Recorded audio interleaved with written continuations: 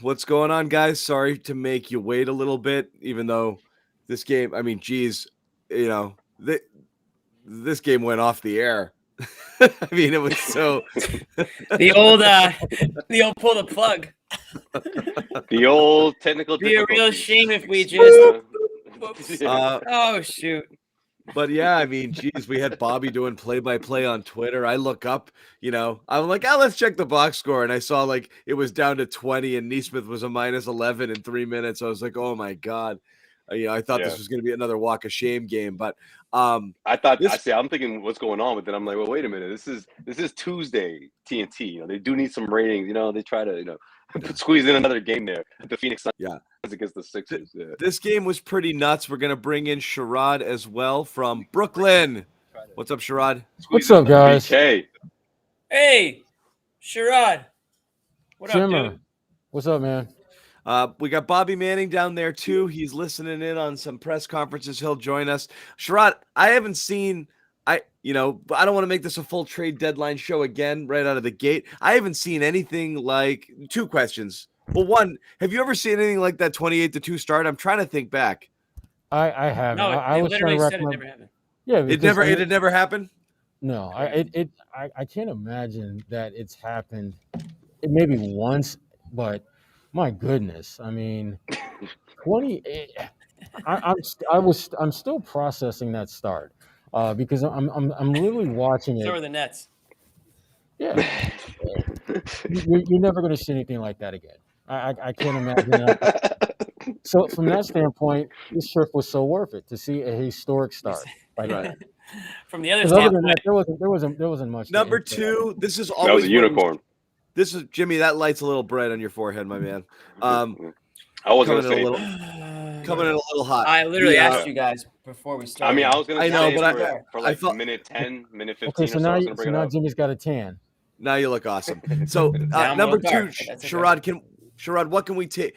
We've been struggling here because nobody wants to be like, well, the games are pointless. Like, you're supposed to crush teams like this, and they've been crushing teams like this. But what can you take out of this, and feel good about going forward? Well, for me, and I think for most people, there's a certain level of mental toughness that they're playing with now that we did not see before. And yes, you're right. They were supposed to crush this team, but how many times have we seen them go into games where that's what they were supposed to do and it didn't happen?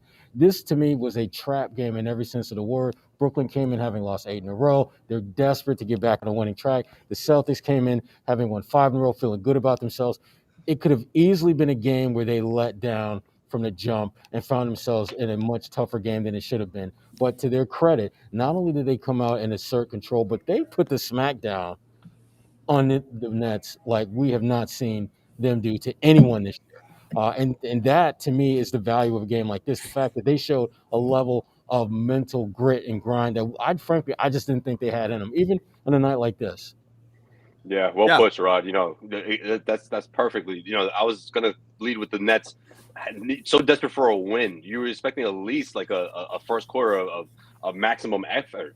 And the Celtics were like, well, no, wait a minute. We're not done yet, guys. Like, this winning streak is not only going to keep continuing, but we're going to continue to put forth this effort regardless of who we're playing against. And then when the Celtics, or when the Nets rather, go on that 11-0 run, the Celtics didn't stop. They continued to do what they needed to do to get well ahead, and they stayed there.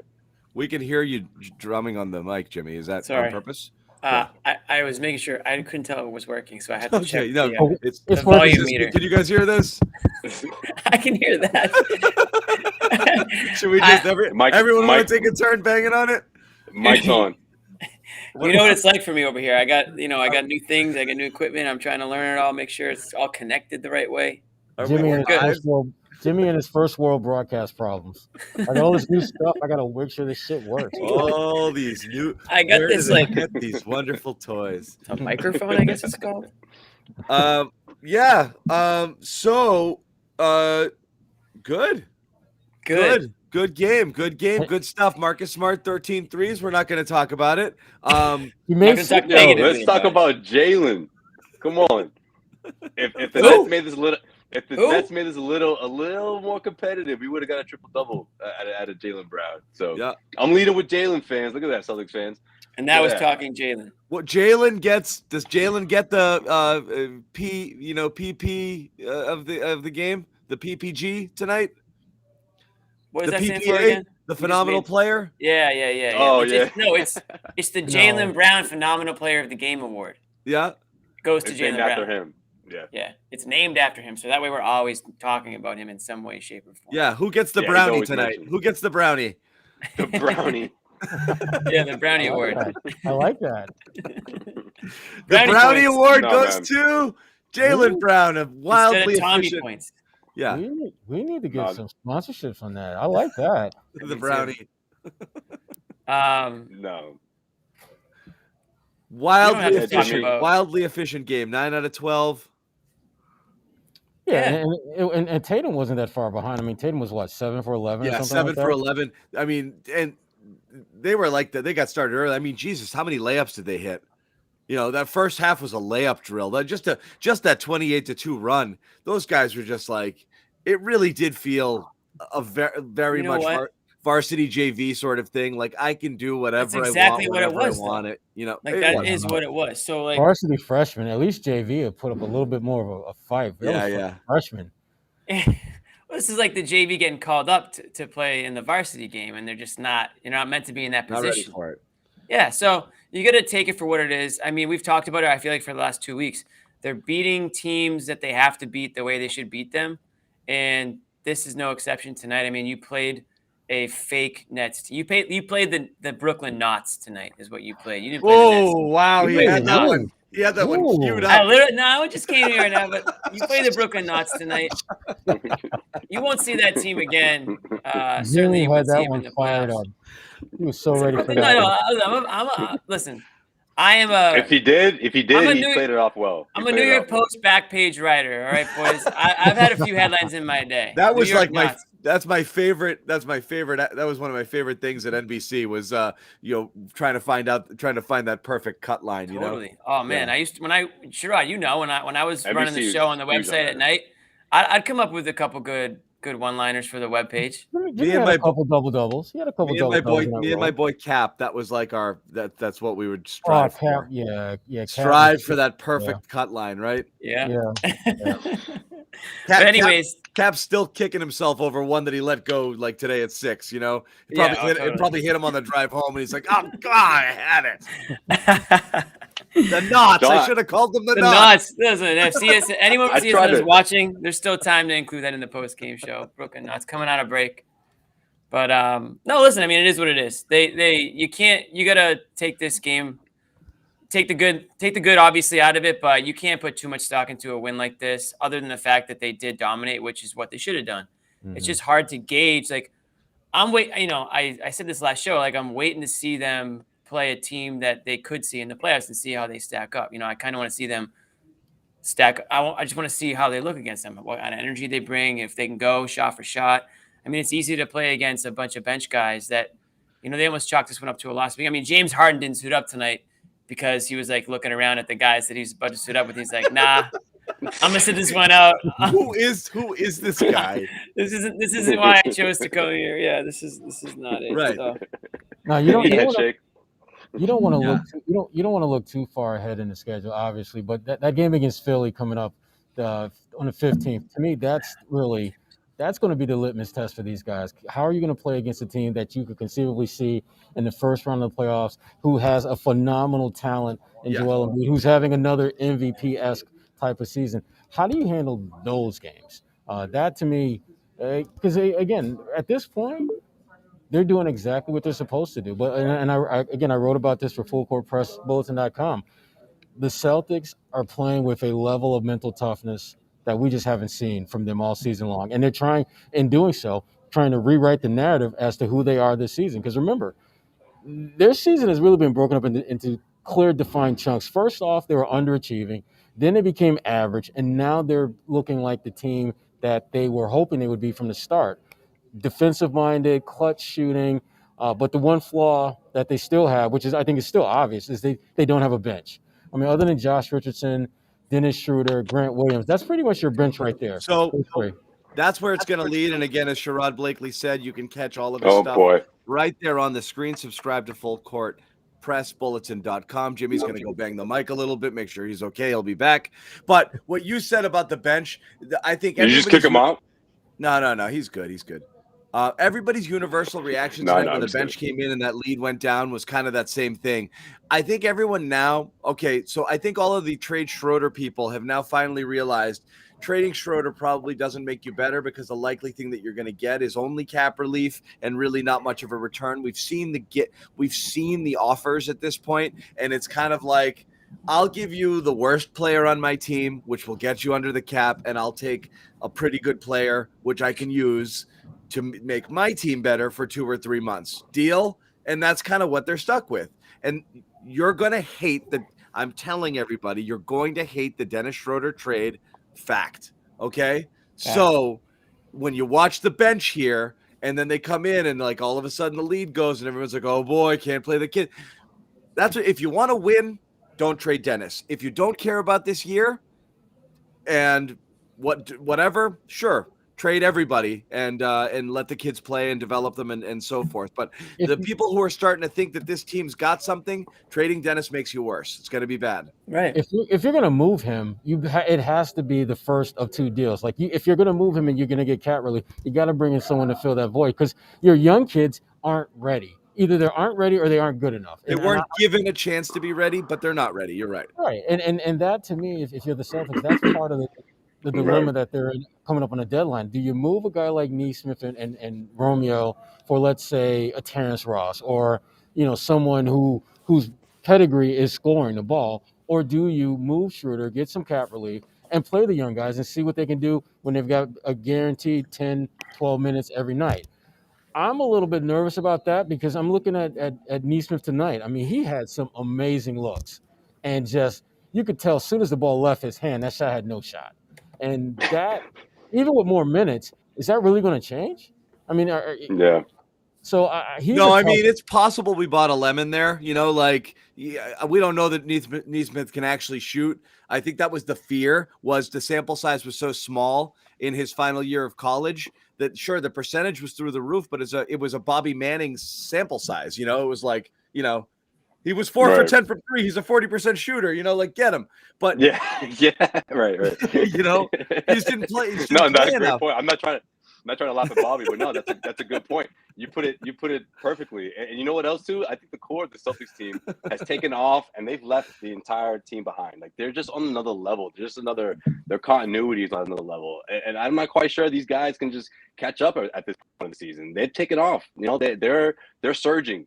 And I think right now, even though the competition isn't quite as top notch as one would like it to be, these blowout wins, they're doing exactly what they're supposed to do in A, collecting wins, and B, catching up in the standings. They're beating teams that are ahead of them in the standings. They got a couple of meetings coming up against the Hawks and the Nets of the world. This is a great opportunity for them to continue to surge up the Eastern Conference standings. Well, and between now and the All-Star break. What do you guys want now? Like a month ago, I think it was best case scenario. Honestly, I think best case scenario in a shorter deal is what I've been talking about all along. Maybe a 3-and-D guy, a sharp shooter. It's not going to be one that's going to be your 6th man or 7th man off the bench, but it could be someone that could crack your rotation and give you some production. Now, if that doesn't work out, we've seen what happens. What's happened in the past. The buyout market, it's slim pickings there, but this time around, this season, maybe you get something like that. But overall, I think what you see right now is what you get. This core is what you get right now. It's what you're going to probably see more or less to finish out the season. But the Celtics strategy at this point, based off of reported deals, which we can't know how close that is to anything real, which camp it's coming from. However, you can aggregate all of it, mush it up into a ball, and come away with a general understanding of what we think might be happening, which is the Celtics are trying to get value from Schroder in something that might be something that they can use beyond this season or helps them in another thing. I think the doors are getting slammed shut in their face, and people are saying, no, I'll take Dennis, but give you virtually nothing. And you save some money, and maybe I'll throw in a 2nd-round pick. So you're forced to make that. I think the same thing is happening with Richardson, where they would trade him if there was a 1st-round pick involved, but it doesn't seem to be. And really, they're talking about moving him for lesser value. Right now, he has tremendous value, not just what he does on the court, but his salary is so manageable. But you're almost giving him away too. So there doesn't seem to be a deal available there. And then the other one appears to be trying to package your kids and your recent draft picks that didn't work out for future draft picks in hopes that those work out. And it doesn't feel like anybody's jiving with that either. So right now, I think, and Sherrod, this is my concern, is that everybody knows Brad has clear instructions, that save the money, and they're not dealing with the Celtics. You know what would be great is the Celtics should almost make that cap saving move now, trade Dozier or something for nothing just to get under, and then you could be free and easy. But the pressure of those guys to get under, and it's getting close to the deadline, you haven't made the deal that's gotten you under, means you don't really have to give the Celtics anything right now. And I think a lot of teams know that. Well, they know that, John, and they also know that the Celtics don't really have a lot of what you call disposable options that they're comfortable parting ways with. If let's say Neesmith and Pritchard or one or both of those guys were playing at a level in limited minutes where you could see, well, if he gets a little bit more run, he could be really good. You could take a lesser deal because you'd have someone in the fold making less money who you'd come in and fill, some of that void that would be left. But the problem is your end of the bench guys, your young guys are not producing, and everyone knows that. You're going to have to, if you're going to move them, you're going to have to get someone who believes in their potential as opposed to their proven body of work, which is a lot harder to do than people realize. And the guys that you have that you really feel can help you now, you don't want to part with. And for example, a guy like Grant Williams, we joke all the time about Grant, but he is the sweetener in the eyes of a lot of teams to get a deal done, because they're like, if you want us to take Schroder or you want us to take Josh, we would rather have Grant the player than a first round pick, because Grant the player is a proven commodity. But that's what makes no sense to me, Sherrod. Like that Schroder deal, which is Schroder for DiVincenzo, which would save them just enough money to get under. And DiVincenzo, you could pick up his option. You could pick him up for next year. You can argue if that makes you better. I actually don't know that it definitively does. But I don't think it does. I actually think it gives you a redundancy in one place and takes away a position of need, which is backup point guard. But whatever, that's a thing. But for them to be like, no, but I'll do it if you also throw in Grant. Grant has more value than both of those guys. Exactly. So like the add-on can't be the best part of the trade. Exactly. That was the dumbest thing I'd heard, because Grant is younger. He fills a need with the shooting. He's controllable. He's cheap. Like, why? That's the add-on. That's insane to me. I don't think people are dealing with the Celtics in good faith, in the sense of, I think it's kind of like, I know you're going to give this guy away, so just give him away, already. And I don't think anybody's going to do anything. Bring it in Bobby and Josue. Bobby, if we're already into trade stuff, but if there's anything on the game you want to hit on because you're there and you had a great vantage point, of Celtics wire-to-wire ridiculous blowout win over we are calling them, thanks about that Jimmy beatdown, Toscano, the Brooklyn Knots, NOTS. The play-in tournament team. He liked it. He laughed. Not bad. That's not bad. He likes it. Is that John original? I'll see you guys later. I'm out of here. No, that's Jimmy. He likes it. Jimmy. Yeah. This game, I guess Jimmy's two contributions, that and just banging on the mic for 20 seconds to see if we can hear him. Yeah. 2 for 2 on content in this show so far. The two most memorable moments by far. That's it. That's what I do. Make them count. So these starts have been something, right? Like, this was a problem last year. It was an issue early this season. And to see a team that's been on a roll, coming out hot over this whole entire streak now, 17 games, building a 28-2 lead, that's impressive against any team. Never mind, I guess shorthanded, you take it with a grain of salt, but that is got to be one of the best starts in an NBA game ever through 5-6 minutes. They just were stopping the Nets every time. What was the stat, Josue? Did you get it? No, I mean 28-2. That's never happened before. Wow. I mean, yeah. John said in the chat too, like, this is going to be historic what's going on here. We've never seen this, right? I mean, I can't, right. And obviously, that was. So I do think this game said more about the Nets than the Celtics. Celtics just hit another opponent that had nothing on the court, completely disheveled. A coach who, I don't know if he knows what he's doing at this point, to be, with all due respect to Steve Nash, this season has been an absolute disaster when they've been missing guys, and this was rock bottom for them. 9 straight losses with this team. I don't care who's missing. That's just that's just inexcusable. So I don't know what they're going to do Friday. But as for the Celtics, they're in a great place defensively, as we've talked about. They're turning into offense. They're playing with incredible pace. It's the same story night in and night out. The most inconsistent team in the league is finally starting to string together quarters and games and weeks at this point. So they're still super thin. The bench, once the TNT feed cut out, as I heard you guys dealt with, wasn't pretty again. I think people I was were probably relying happy to on not you, see it. Bobby. Yeah. You were our play-by-play. A lot of Neesmith drives, off the backboard, and Pritchard missing jumpers, and Ennis dropping misses. balls in the lane. You could imagine, Bricks. yeah. We're Just fairly laying down certain that bricks. TNT purposely lost that feed, and then when they saw who No the one- Celtics brought out there, they said, "You know what? Let's just keep the other game on. Let's keep this Sixers game on." Yeah, they got The it producer together. was I like, don't. no one's gonna watch the second game if we don't switch it Yeah. right now. I don't think it got any worse than 17, but 35-17, seeing that lead drop down to that level, like it's bad right now. And I am curious how they're going to reshape this bench. I heard you talking about Schroder.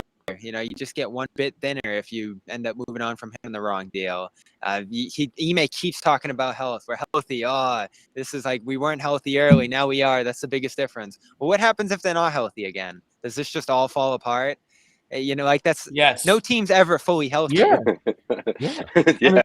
Well, Bobby, we knew from the jump that there was a very small margin for success for this team to really have just one of those really awesome seasons. And we're seeing what happens when they are clicking in every way, shape, and form. They're beating the crap out of teams. But to your point, Bobby, there's any domino that is out of place in just their top 8 now is a major blow, because that means you're either going to lean heavily more on the Jays, or you're going to look for Marcus Smart to be more of a scorer, or you're going to go in a direction that takes away from what you do well now, which is balance offense, across the board defense, and timely contributions from 2 or 3 guys off the bench.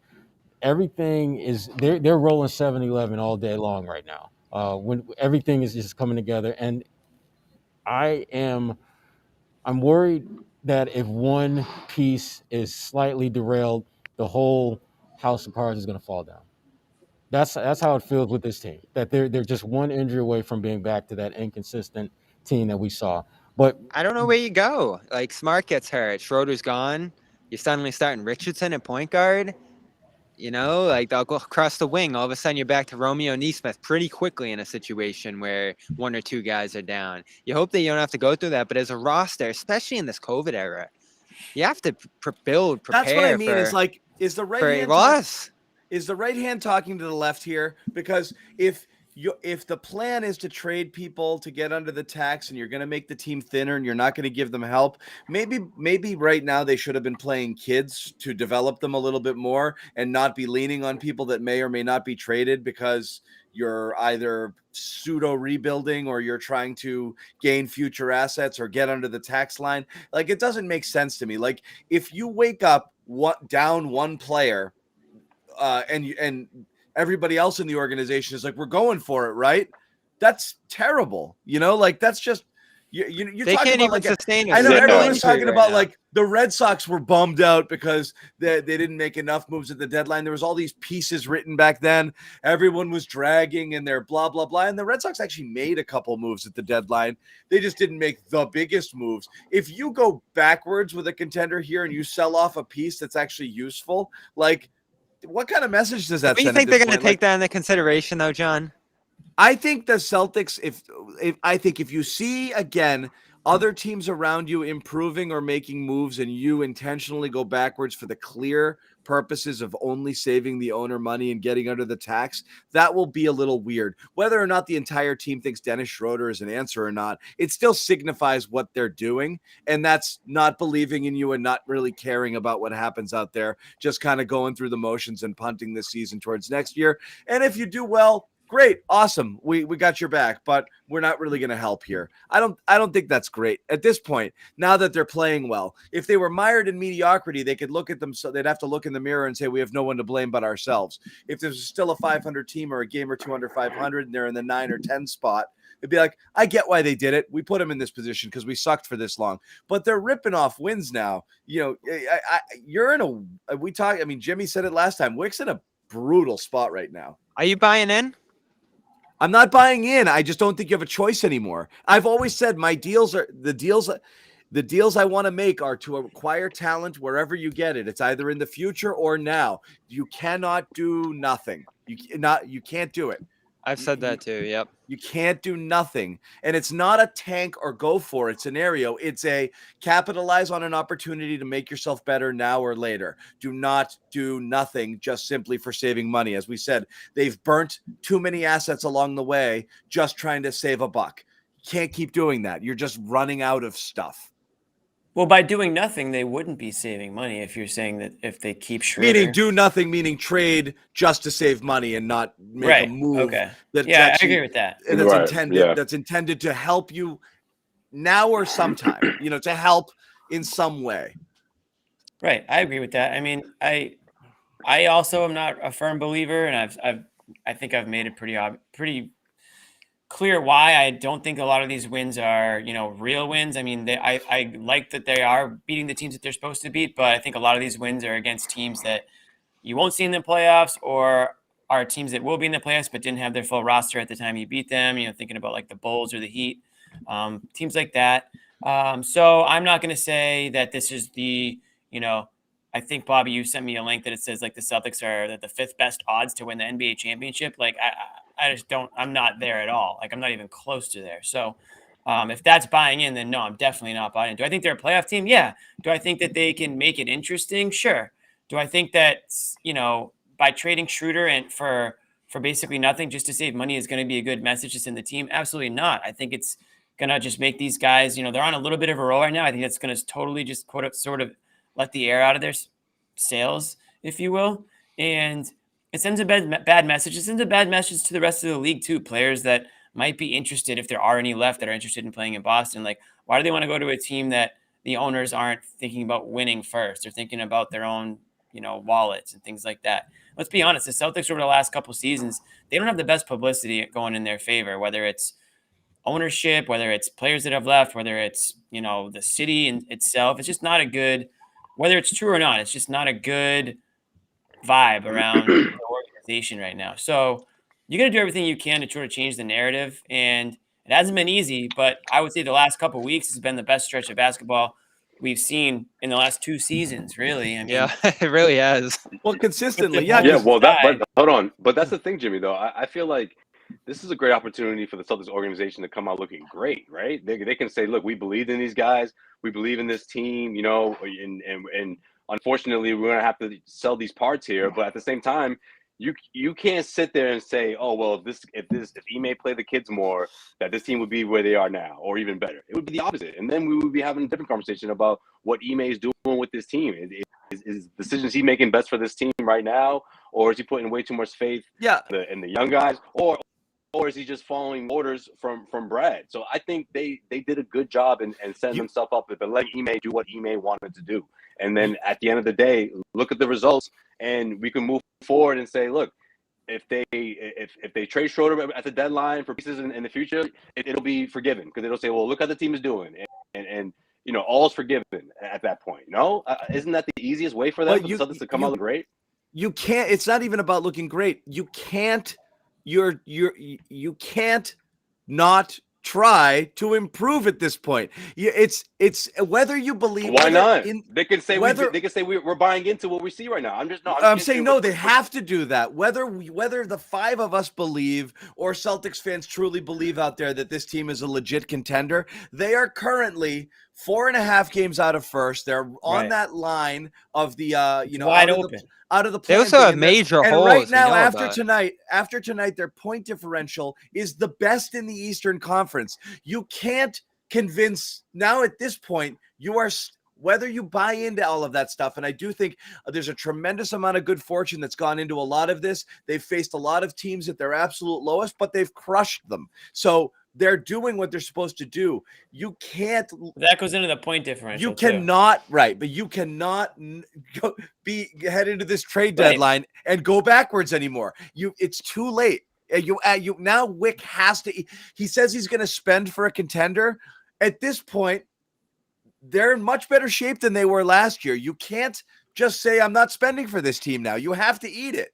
And if there's an opportunity to get better and you go into the tax, so be it. You have to do it. The fact that every report we see and read starts with the same thing. The Celtics name might as well be the Celtics, who are trying to save money, who are trying to get under the cap. Every friggin' report, that's what it says.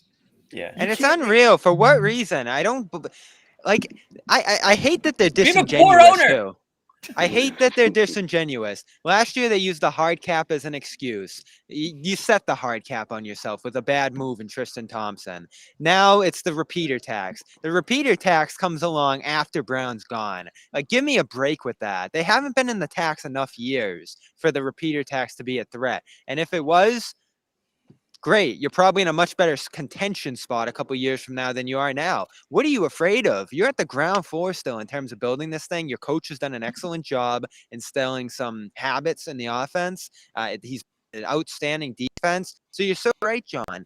You are multiple moves away from winning a championship. If there's opportunities now, and Lord knows there are, seeing what's going on around the league so far, it'd be horrible to just stand pat or just dump Schroder. Like, something has to be forward-facing here. And real, they're not going the kid direction. They're not investing in those guys. They're not bumping them up the line. So the only choice you have here now is to consolidate and buy a little bit. The Celtics' recent play has made the choice for them. Whatever we thought was the prudent move a while back, Sherrod, I think now, I don't know how you see it. I don't know how you can do anything other than try to get better at this point.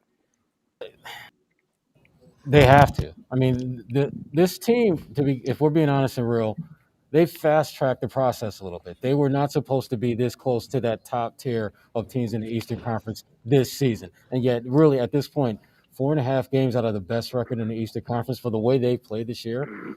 When you think about all the areas that they can get better at, all the areas of growth that they can go out there and harvest talent to come in here to help them, you have to at least be open to the idea of spending a little bit more than you want to, because the opportunity is there for the taking. You look at this Brooklyn Nets team. James Harden, Kevin Durant, Kyrie Irving together are amazingly awesome. It's not looking like that's going to happen anytime soon, and we don't know what the hell is going to happen before the trade deadline, let alone come playoff time. You look at Milwaukee; they're still good, but they're trying to figure some things out as well. Miami, they just beat Miami by 30 damn points last week. So, and again, they didn't have Jimmy Butler, but that's not besides the point. They beat the snot out of them, and they're doing that against anyone and everyone on the schedule. If you are an owner and your team is playing at that level and they're winning and they're steadily getting better with time, you got to do your due prudence and give them the assets to get over that hump and contend at the highest level, because they are closer than I thought they would be, to be candid with you. Are they close, or is everyone else just kind of falling back a little bit? It doesn't both. Are they really close? They're close because other teams have not played at the level that we thought they would. And at the same time, they're playing better than we thought that they would be playing at this point. So that's why it's a little bit more close. But if you're you know that what you're playing with now is good, but it's not good enough to get you over the hump. Right. And you have to make a choice. Are you willing to spend money now and try to take a shot at getting over the hump now? Or do you want to save money now, which will probably make your team a little bit worse? Because remember, Dennis Schroder right now is your eighth man. Tell me how many eighth men are as good as Dennis Schroder right now. There aren't that many. No, I'm still torn on him. I'm torn on him too, but I'm understanding the role that they have him in now. Bobby, which is it's different not than the a role he matter- was earlier. He called him the eighth best man. I don't think he's torn on him. You're not, Bobby. You got to stop looking at him as the guy you want him to be, and look at him for the guy he is and the guy he is for this team, and then think of a world without him, without any replacement coming in. It's worse. It's worse. John, that sounds like marriage advice. You're saying. It's the conversation you have with your daughter, which is like, you know what, daughter? You can't just lock in with No, you can't be with the one you love, Bobby. You love the one you're with, okay? Saturansky's not walking through that door, my man. Like, Schroder is Now go work on your marriage, damn it. There's a chance. That's it. Schroeder's what you got, dude. I see some benefit. There's upsides and there's downsides to moving on from Schroder. And, he hasn't played all that well during this streak. Let's be real. There's been a couple good performances. He's largely been minimized as they've started to play better here, which is no coincidence. I still buy into the fact that it could be addition by subtraction with him, especially if Richardson steps up in that role. I'm not thrilled about that. I mean, Richardson's 0 of 9 over the last 2 games, so I wouldn't go too crazy about him yet. So I'm torn. I am. Oh damn! Like if you move Schroder, Celtics have turned a corner. Dudley's here. If you move Schroder, are you suddenly in the buyout market? I mean, that could be interesting. There'd be minutes to great. I'm looking forward to Jeff Teague 2.0. Yeah. Hey! This year's buyout market could be a little more. Teague was my guy. I mean, this is fresh off of that crazy hot wire, whatever you want to call it. The because of COVID-19, everyone was signing emergency 10-day contracts. I mean, there could be some gems in there this time around, guys. That's true. Yeah, that's true. Bring back Joe Johnson. Bring back Joe Johnson. And even though I was literally just gonna say, just don't mention Jabari because everyone's gonna get mad in here. So even though he still hasn't broken through, I do kind of want to see Pritchard in Schroeder's role. I do. Oh boy, it's extra shooting. So let's be real. This streak, it's great. You're still shooting 34%. What you did to Sherrod.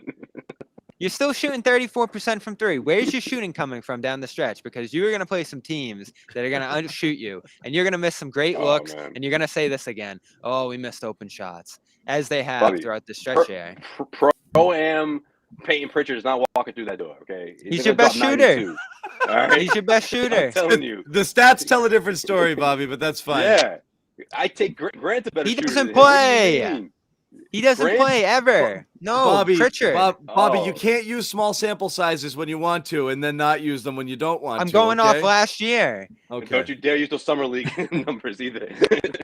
If you're going off last year, then didn't DiVincenzo, wasn't he nasty? Dennis Schroder currently has a better 3-point shooting percentage than Jaylen Brown, Jason Tatum, Marcus Smart, and Al Horford. Every single player of your starting lineup. At what point are we going to we're not calling Dennis a great shooter, but what are you doing? How are you calling Dennis a bad shooter and guys who shoot worse than him good shooters? This is what I'm confused by. Can we because I watched both of them shoot. Schroeder's crazy in the release. That doesn't make him a feasible. So Bobby doesn't like his form, and that's why we got to get rid of Dennis. And he's a career 33% or something like that. Bobby, the shooting coach. We are not gonna. Drew Hansen here doesn't like. Yeah. You weren't supposed to agree with that, Bobby. Pull it to the court. Let's see your shot. We are not like Bobby.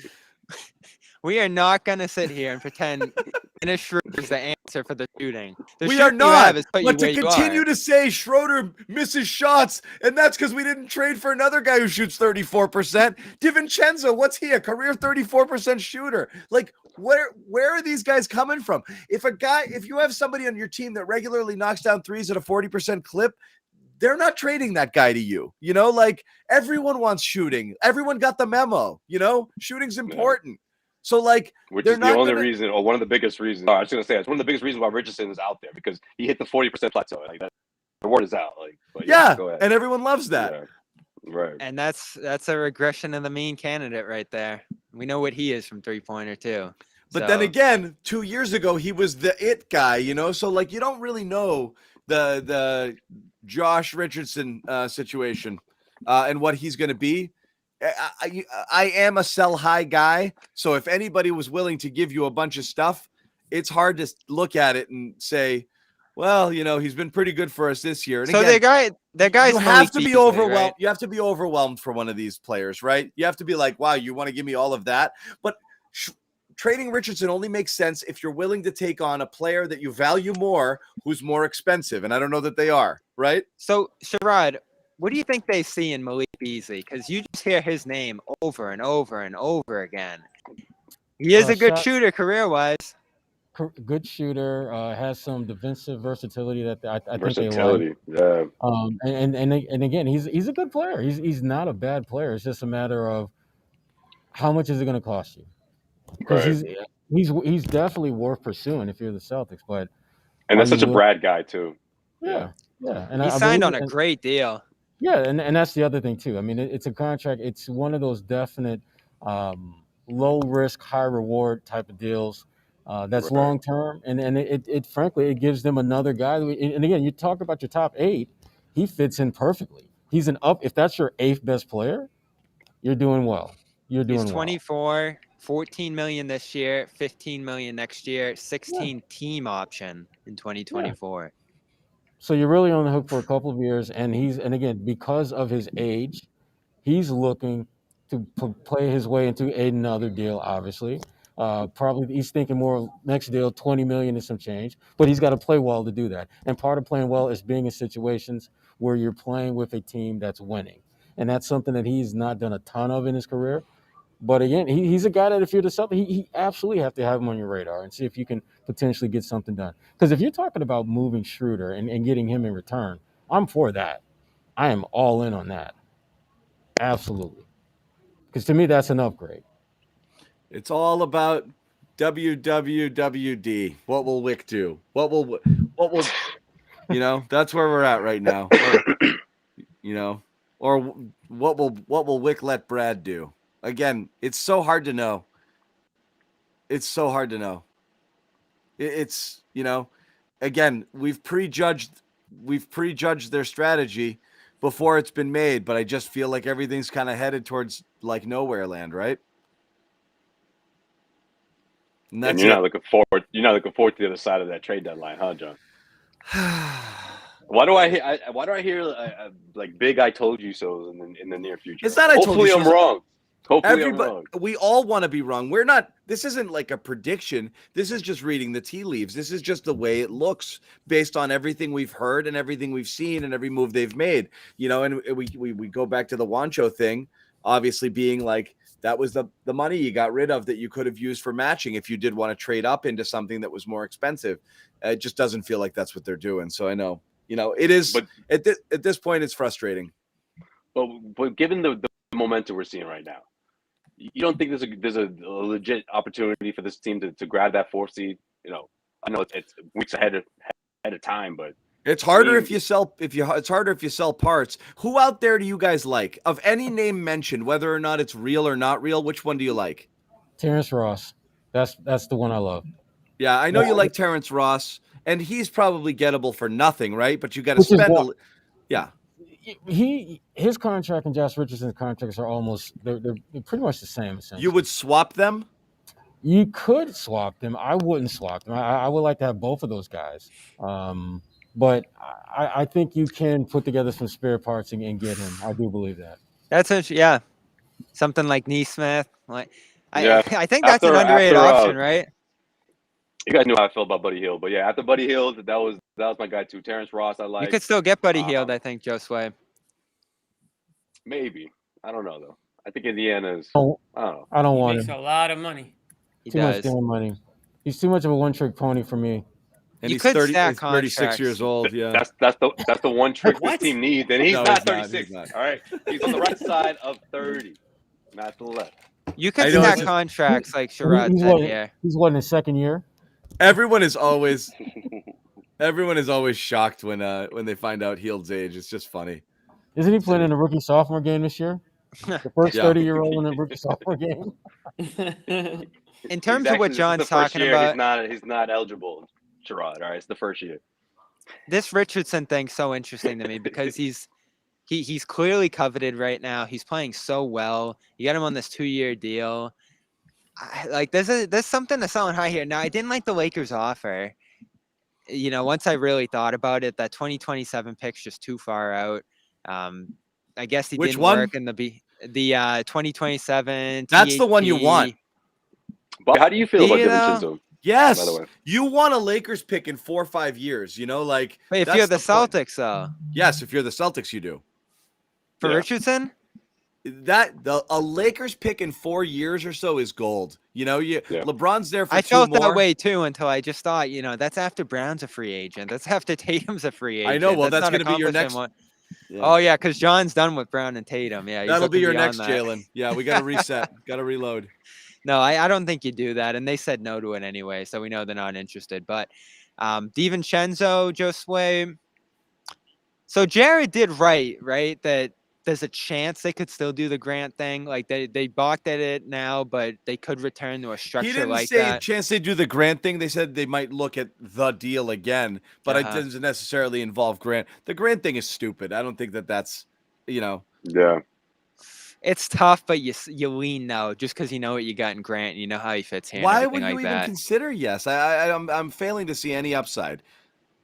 I like Dante as a player. I do. It's just I can't do that. Yeah, you can't. You don't think Dante has more upside than Grant? He might. He's a little older. You know, He you does. kind of know what he is. So, you kind of know who both guys are for the most part. But yeah, I don't know. I mean, it's tough. There's a fit issue because Grant kind of plays a pseudo big spot for you. He can switch on the bigs and stuff, and he can switch on the perimeter too. I think Grant has shown. And Grant's a good guy in the room at this point too, right? Well, that and he's also he's recognizing. Yeah, he's also recognizing how he has to expand his game. Like there were a couple times where he recognized that he had a smaller guy on him, and rather than swing the ball to Tatum and Brown, he backed him in. And I inside, I'm just clapping my ass off when I see that because that's what you're supposed to do. I love that. It's just he just put his ass out and just backed him all the way down. Yeah, I mean, it was like vintage Jared Sullinger. That was his game. Vintage Jared Sullinger. That was Grant's game in college. All right. If you know, it was. He's a great post player. He doesn't get to show it off Grant much. was a bulldog down there, but you could get away with being a 6'4" power forward in college. Right. It's really it's hard to do it here.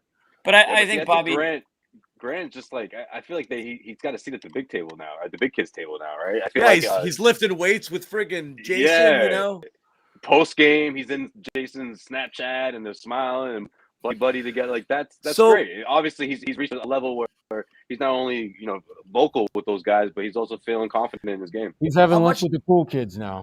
Yeah, exactly. How much does the friend factor factor in here? Because right now Tatum appears to be kind of buddies with Grant, kind of buddies with Richardson. It didn't mean anything for Javonte Green. It didn't. I was just about to say, that was his guy. I mean, that was his guy. Yeah. But these guys might be a little bit more talented at this point in their career than Green was. Not saying Green wasn't talented because clearly he has shown that he can play. Right. But I mean, I think there's something to be said about that, John. But I think with the right deal comes along with any of those players, they would do it. That being said, Bobby kind of hit on it. I think Grant has kind of gives these guys a little bit of a good attitude, leadership in a way. I mean, we know that he's a very smart guy. And I think that's maybe rubbing off on some of his teammates. And I think they appreciate him a lot more than maybe they have in the past. I think we all do. Let's be honest, right? So, he's also one of the few guys who they've actually brought in and developed into someone who is serviceable on the floor. Right. Sure. It's crazy to think that it wasn't that long ago when this guy could not make a 3-point shot, and now he's like a freaking 40% shooter. And so, credit to him for just turning his game around, and credit for the Celtics for playing their role and helping that come along. You think Grant cracked jokes with Jason when he was missing 20 in a row, or not? You think they're that tight or not? They might not be that tight. That's pushing. We just invited you to the cool kids table. Don't get it twisted. Exactly right. Let's communicate yourself. Do you feel like he's on the end of the table? He's not that comfortable yet. Right. He's not that comfortable yet. Right. Yeah. He's still feel like he's still clearing the trays for everybody at the end. Yeah. Do you guys feel like the next person that asks Jaylen Brown about his all-star snub is going to get punched in the face? Like, I feel like he's given he's given the calm, it is what it is answer a couple of times, and Hayes asked it after the game, and he's the look after Hayes was asking it, he's just like, oh boy, here we go on national TV. I'll do this again. It's national TV. I'll keep my cool, but I feel that the next person who's like, yeah, he gives a good answer every time he's asked that is just going to get their head taken off. And then Hayes like paused for like 3 seconds, so he's just like, go on, like come on, say it. He's like, it sucks to get snubbed, right? I mean, you're brutal, right? And he was like, I still don't think he got snubbed, though.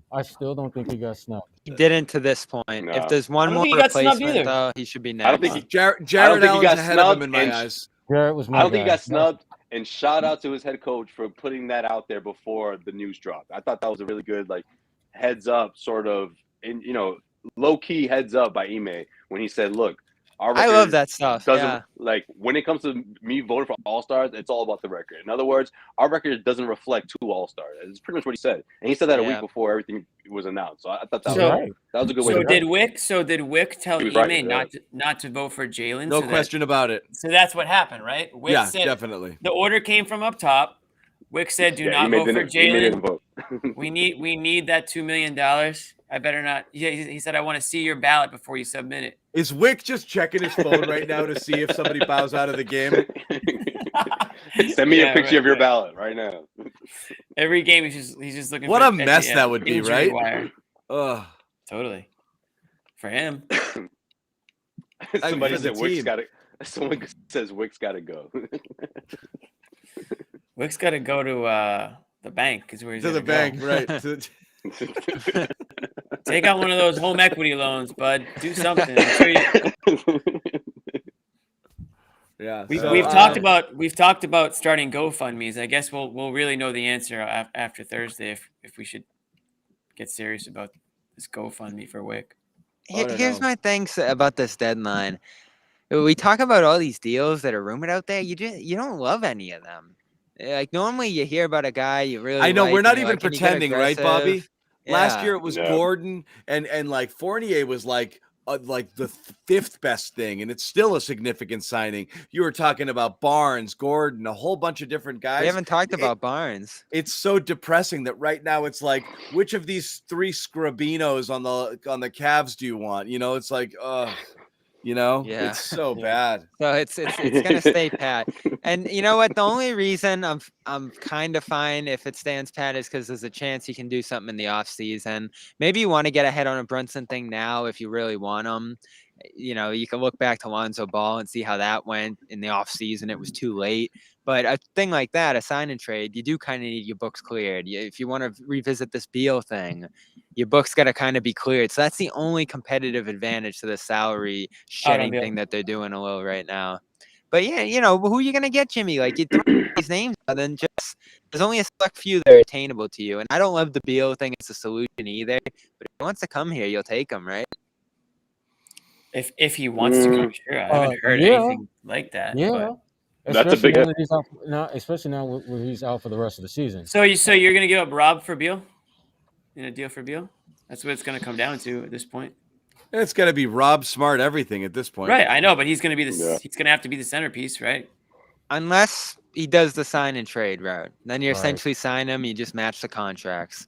I don't know if he'll do that to Washington because he does feel indebted to them a little bit. It appears wants to get them some stuff if he does leave. That makes no sense to me. Why would you weaken the team you're going to? Yeah, that's a good point too. So we'll see how that situation pans out. For the first time though, and obviously he's done for the season now. Today they announced that.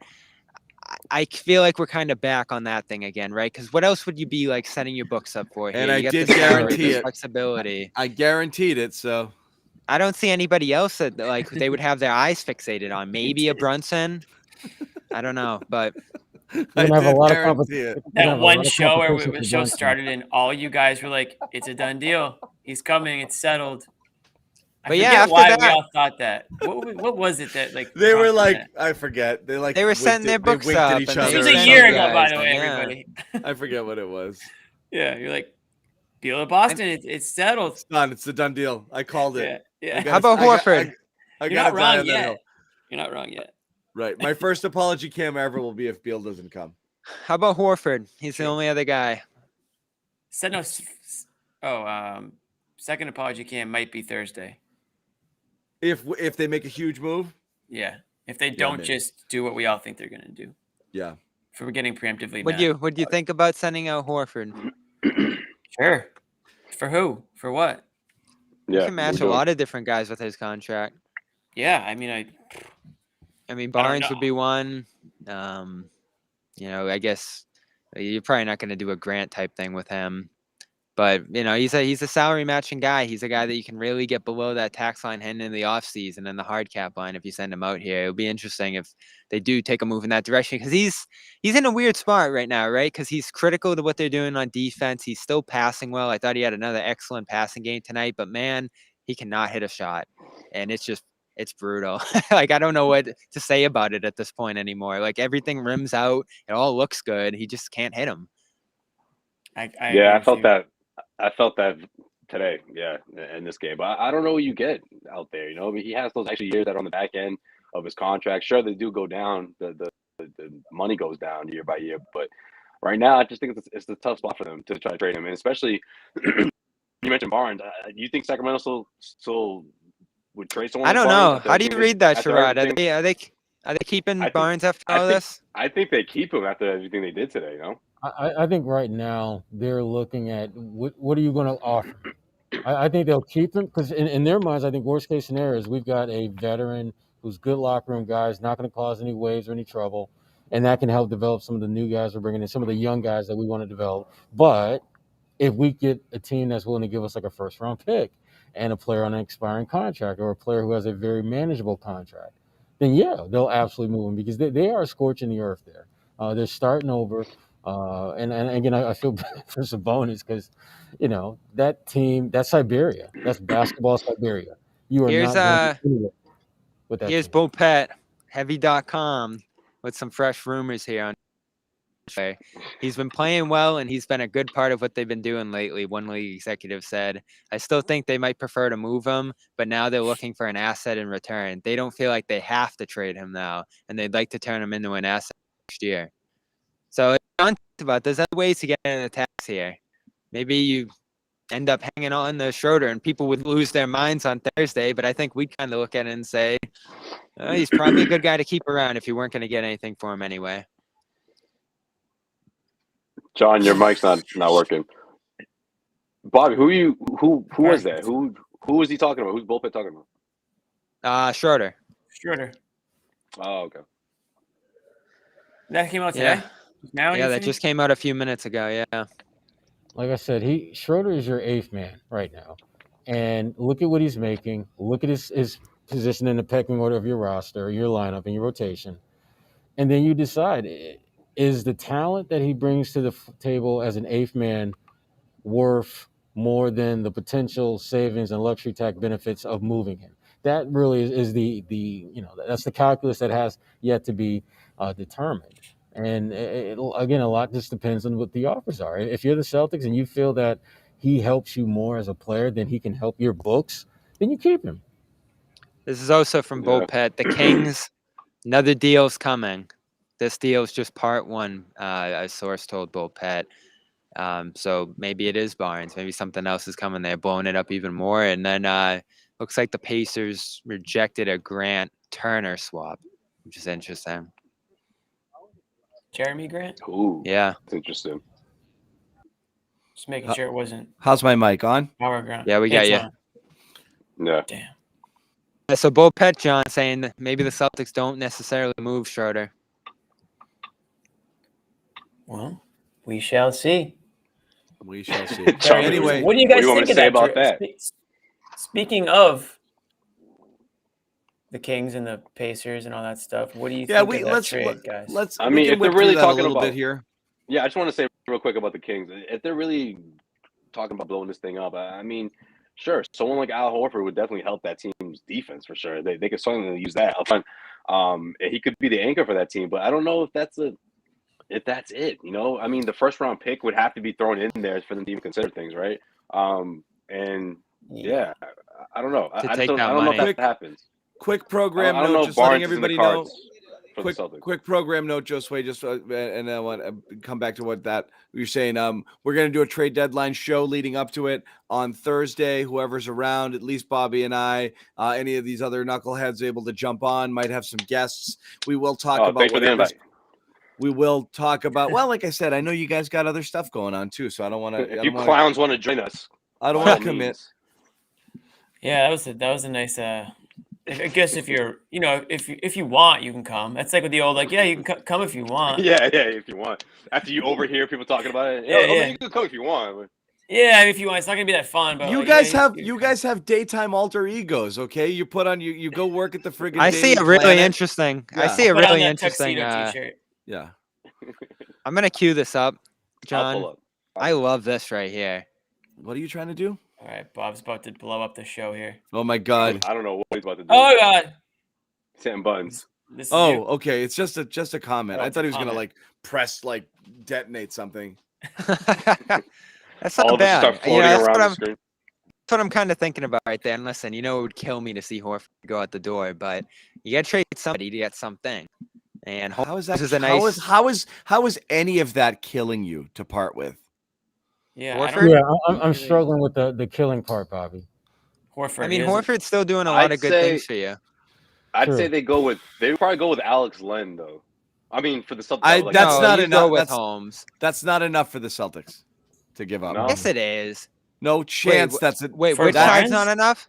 The Celtics are not giving enough to get that. right. Oh, I American definitely dream, think you are. John. A first-round Yeah. pick? There aren't many first-round picks flying around right now. I don't A think first so. round pick that will be somewhere near the middle to latter part of the first round. First round. Well, Yeah. most teams are getting second-round picks, so it's better than that. I don't see it. I don't see what. Yeah, it but does for you. in those deals though, Bobby, those picks are like the last. Sacramento good thing about just the made Packers. a deal to get better today. They're going to Yeah, trade for Horford something still helps you. no, they're going to make it now. They're going to make a trade that's going to make you better in the future. Like, well, that doesn't make any sense. They But just made it. Sacramento whether or doesn't not make sense. Whether or not they're ready to win today, they just made a trade for the present. Now they're going to give away pieces that help them in Horford the still present helps you for the today. future. He does. Come on. Not On the really, court, dude. on the court, the Kings are better if they make this trade. Defensively, yeah, where they need the most help. as Defense Josue doesn't just matter.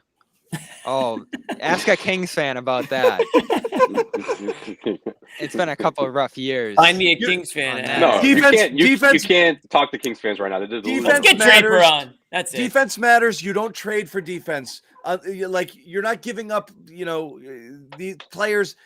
These are hard to find players that can create offense. You don't give them away because Al Horford's defensive rating with this particular unit on the Celtics. But you're getting a is pretty good. first-round pick. He I mean, can if go- they Alright, well, moving, If All right, Horford well, goes John- there, I guarantee like the defensive numbers will drop off tremendously. He's benefiting tremendously from playing in this unit right now, and Yeah, that's it's a rising up team his value. defense. It's a team defensive effort. Al Horford is not going to go there and change that a Shut down, team's like, defense. Yeah. Yeah. Like, what's he gonna do? What's Better than- what's How much Horford longer do gonna I have to John- look at this comment? he's better than Holmes on that end. I mean, Oh, it's yeah, not in yeah. front of me You to didn't- pull down. You didn't control that. I thought that was you. I forgot. No, he put it up there. In other words, take this shit down right now. Get it down. No, All right. no, real quick. All right. No, I was gonna say, with that being said, John, the fact that the Kings got the best player in the deal, they finally got a big man, an all-star big man for the first I time can't since believe DeMarcus. Since what? DeMarcus Cousins, which feels like about a decade ago. Josue's the only one alive that likes this deal for the Kings, by the way. So I I want to hear like you. it. That's not true. So- do you know who I am? Like, Oh, you like get it the too, best Jimmy? player I in the saw deal. Chad Finn liked it too. have, I'm sad for yeah, my Josue- Pacers. Josue also liked it too, Bobby. And you get someone that can actually attract future all-stars. I mean, that's not going to happen overnight, but they had to do something like this. Guys, we're talking about over 15 years without making it to the playoffs. In the Wild West, there was no way. Making the team was 8th gonna seed is not an compete, accomplishment. It is for Yeah, them. but Bobby, Listen, it is for them, It is a- especially when you It is a have huge when deal you for them. yeah, it's a huge deal for them, and especially when you have again, you won the Celtics deal, might you too. have an all-star, and shit, he's 25 years old. This is a good I day love for the Sacramento Sabonis. You know Kings. how much I love him, but the only very few guys I love more is Tyrese Halliburton. And man, is that All right, well, gonna Bobby, look how bad many- if he goes? How many big men are in the league are head and shoulders better than Sabonis? I agree. No, he is amazing. Like He was my 5 pick. maybe. wow, look at all these If Sabonis 6? fans coming out of the wherever. I Like, mean, come on. If you had to pick anyone to pair with the Jays, in my opinion, it'd be him. You know, more than Beal, more than some of these other By- names that get thrown around. By So, next year, the best player in that deal will be Halliburton. I think That's you where got I'm at. I think you got the best player in the Really? deal for you got the best player in the deal for Save the about 3 tape. months, and by next year, the one-for-one Next swap's year? gonna look bad. Yeah. You are bugging. Get out of here. Maybe 3 mean, years, maybe 4 years, 3-4 Next years, year. maybe. But I Next mean, year. I think both I'm with players John. are. Can't both players just be really good players? I mean, it's kind They of like. can be. They not can- anymore. No, Yeah, they're we gonna all be just get compared. along. All, I they're gonna be mean, compared to each other. For a long time. Sabonis kind of took a lot of ricochet shots today because I think a lot of NBA fans were just surprised that the Kings would get rid of Halliburton because they thought he was going to be like part of their future. And You have him for all this 7 stuff. years. 7 years controllable, pretty much like that. Sabonis has gone in Right. 2. This is crazy. It's a crazy deal. Right, but we're talking about two different things now. And in that sense, sure. I mean, from a business standpoint and keeping a guy on your roster controlled, sure, I get that. But Sabonis is also an extremely talented big. And I've talked about him on this show numerous times. John hates him. He's said it many times in less words, but he's basically said he hates Sabonis. You hate Sabonis, I John? did not say that. Yeah, we can pull the tape. You basically said it. The other day, I grudgingly said I would give my firstborn away for him. I said I would trade Rob. When was this? You know how much that hurt me to say? You and Sherrod were missing, during that dark stretch, though. That was during that dark stretch of the Celtics. Yeah. I just said it last show. No, you were up, Josue. Previous shows, you trashed Sabonis. I just said, no, I didn't. I said if you could get Bobby and I fake news, but go ahead, Jimmy. The thing about Sabonis is that people who are Sabonis fans will say that he's one of the most polished bigs in the NBA already at 25. His passing, his defense, his touch. He needs to work on his outside shot, but I feel like he's the type of. I mean, I already can tell that he will develop a more consistent 3-point shot. Just the type of player he is. Strong though. Exactly. He's just kind of like he's just smart out there. So, yeah. Am I surprised? I'm surprised that he went to the Kings. I feel bad because we already know what that means for his career. It's pretty much over now. But prior to this trade, because he's going to the Kings, it's unfortunate. There's gonna be so much. There's gonna be so much of this in the next couple of days in this show. Prior to that, though, that was my biggest takeaway, Jimmy. Oh, don't listen what to a him, horrible play! Do not listen to him. You have a blast. All right. I wanted him in Boston next to the Jays, and he's going to Sacramento. I mean, two guys that we've I guess dreamt about coming to Boston. Yep, just that's got the story for each here. other. And that's what it comes down to. And once again, that is a story because once again, the Celtics are on the outside looking in. Two guys that could have made this team exponentially better this season and for seasons to come. Not going to happen. So mark those two guys off your dream scenario list. I don't even know who's left. Beal's not on the list anymore. Lillard's not really on the list anymore. Who's left? I mean, really, this is your team. I guess this is going to be your team. Ben Simmons, Ben James Simmons Harden. is still on some people's lists. Stop but it. Those two guys might be flipped for each other in the next couple of days too. So we're running out of options here, folks. Miles Turner. Before we wrap, because we are going to wrap. Do you guys think this? You guys think Simmons gets done? No. Yes. No. Yes. Yes. Where's he going? Glenn. I think that swap might happen. I'm it's saying happening. no. Why do you think Harden sat out tonight? I think he's because he looked at everyone around. Harden and said, I'm not going to work depressed. Today. Yeah, he's depressed right now. He's just like he's depressed. He doesn't know what had just happened the last 6 weeks or whatever. He's not wasting any bullets for these chumps right now. He's not going out there. Like he knows. I don't think that you could take that risk and have Simmons and Kyrie on your team at this stage. I mean, you're talking about the Celtics still having a chance to win. You're telling me you'll get more than Simmons. That mandate's going to come down in New York, so Kyrie's going to be playing soon, I think. And then Durant comes back. If you're the Nets, it makes more sense to roll the dice so you can win a championship with the three of those guys healthy than to make this trade. Wait, so you don't think it's happening, especially John? with those guys. But they're so damn moody. Just wait till how they feel in a couple months. But I think they're really worried Harden. I think they're really worried Harden walks for nothing right now. Yep, this summer. They're really worried. If you're the Nets, you don't want that hanging over your head with Harden. If you're the Sixers, you don't want, can we get Simmons back on the court? So I think hanging it might over your happen head for the rest of the year. Yeah. One team has to decide who's the alpha. So who's the needier one? Because right now each team's waiting for the other to up the ante a little bit, and that's the game of chicken. I think if they both like the framework, they would do the deal. But right now, one side's thinking like, I'll do it. You just got to throw in this. And the other side's like, what? I'll do it, but you got to throw in this. And I think that's where they're kind of stuck. Sixers need it more. Harden that's will be not on the true. court. Yes, they do. If Harden walks for nothing, how much is a 3-month rental worth? It's not worth a huge haul. It's how you look at things right now. It's really. I think there's too much uncertainty with both those players that these teams just are going to stay away. Yeah. There's more with if you're Harden. Philly. No, there's more with Harden. Simmons because Simmons isn't playing the rest of the year. He is. That's a fact. I just think if you're Brooklyn, oh yeah, I'm saying Philly needs to get this deal done more. That deal's gonna be waiting for me in a few months, and you might as well just try to put these three back together and have them figure it out. And if it comes to the end where Harden wants out, then you can call Philly and say, all right, let's do this thing. Like, that offer is not going anywhere. Ben Simmons isn't going to go anywhere else. Who else is calling right now? Who else is picking up that phone call? You know what I mean? Like, I just don't see it. I honestly don't. So is that Kings package similar to, you think, the one from today, is that similar to what you think they offered for Simmons, or? I think it was Hield, Barnes, Fox. Or maybe it would have been Halliburton. Yeah, it would have been Halliburton because obviously that's Probably what they chose out of those two. Yeah. And you would have taken Harris back. Why would you not do that?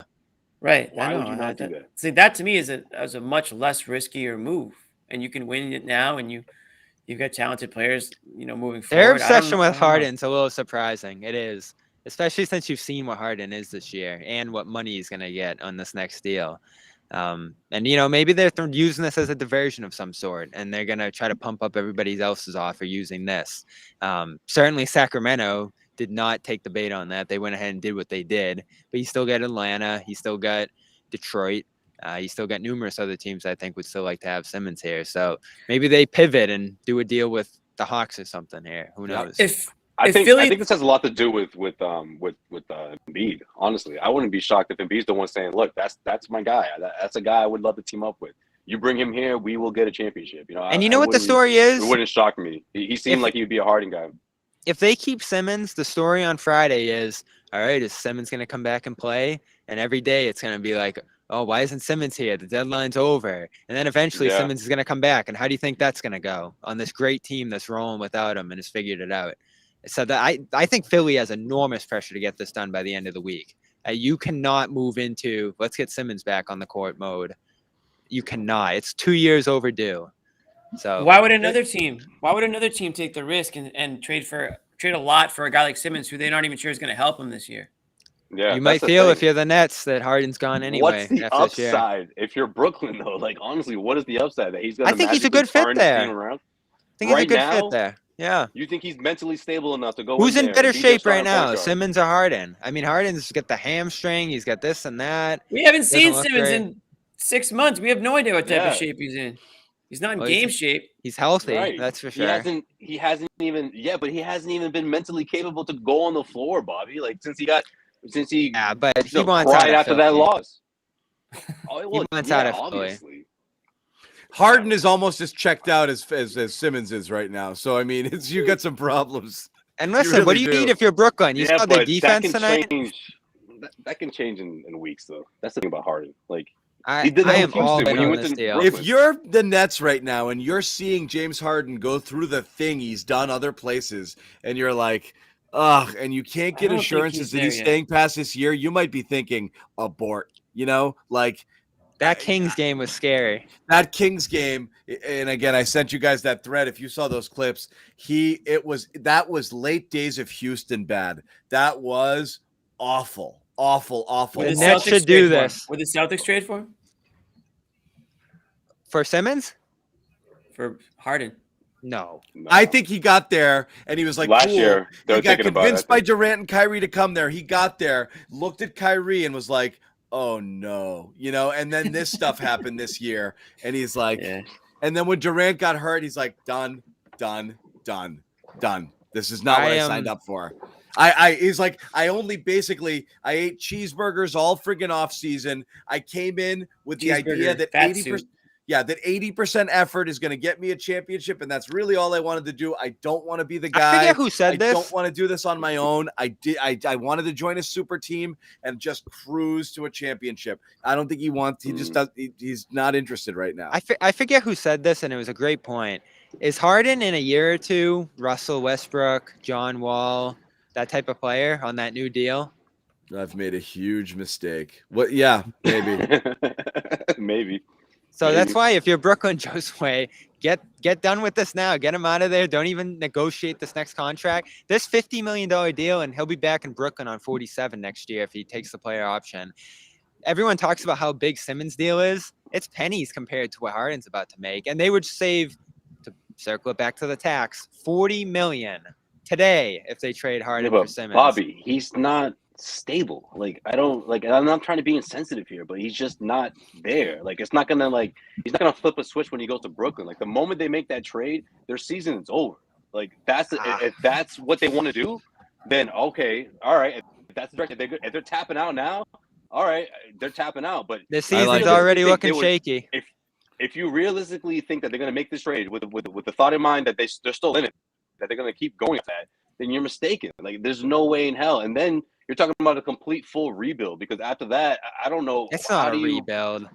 How do you have Kyrie and him and Durant try to figure this thing out? I mean, if it's not a rebuild, it's one on the fly. I mean, this isn't ideal. So this isn't what they had planned. So it would be a huge, not only a mistake, but it would just be the worst. Well, start early. One of the worst things they would want to happen.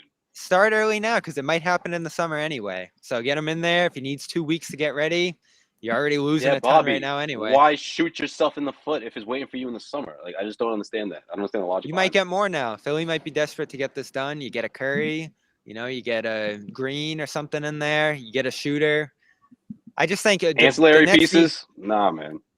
The Nets need to reshape their identity right now. You see what they're going through. It is not good. It's not pretty, and I think the sliding could continue. I'm wondering how big, like you talk about like nail in the coffin sort of things. I know none of the stars played in this game, but after watching this and Harden sitting on the bench here, this is like a rock bottom bad sort of thing here. Like you've got to feel 9 straight games, also you don't know how these conversations. Not for nothing, you're losing 28-2. Out in public, they're saying we have every indication James Harden wants to be here, but these conversations about him playing these last few games could be like an assistant or a trainer walking up and being like, James, you good? And he's like, and that's it. And they're like, oh crap. Like he's just like, nah, man, I'm good. John, yeah. Windhorst on his podcast said Steve's lying. Like there's just nothing to it. I know he's lying. He's obviously lying. I mean, look, there was ESPN on ESPN Crime today because Woj came out. And he's like, no, they love him. And I saw that. Windhorst is like, no, man, they're freaking out. And he's doing his pouting thing, and everybody there's like, what's going on with James? It's a problem. They're pretending it's not a problem. It's a problem, like probably like Simmons level. Like they're really worried about what's going on right now. So well, I don't know. We'll see.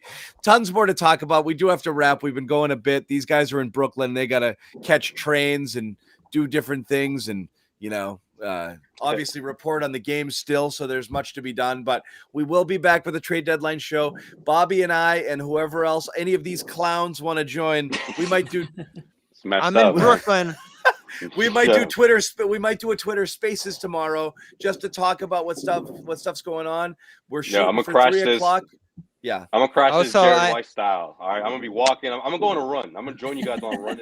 Oh, I won't walk a Josue on this. I'm gonna join y'all like I'm Jared White. Just kind of like this, yeah. Jared White this thing up. I'll be in the car. I'll just have it on my dashboard. I'm sticking in Brooklyn for most of tomorrow. If something goes down, I'll be ready to jump on it. Bobby's Brooklyn tomorrow. So I'll be on the ground another day, just in case. I like that. Cool. You got big plans in Brooklyn? Milk that New York trip, Bobby. That's what I used to do. No, just in case Harden. Yeah, right. Anything happens with the Harden thing. Ready, and he's like this. Bobby's like this the whole time. He's on alert. He's just like, guys. What just happened? Guys, I am in the middle of Brooklyn right now, waiting for the word. He got traded. He's gonna go happen Thursday, but who knows? That's what we do.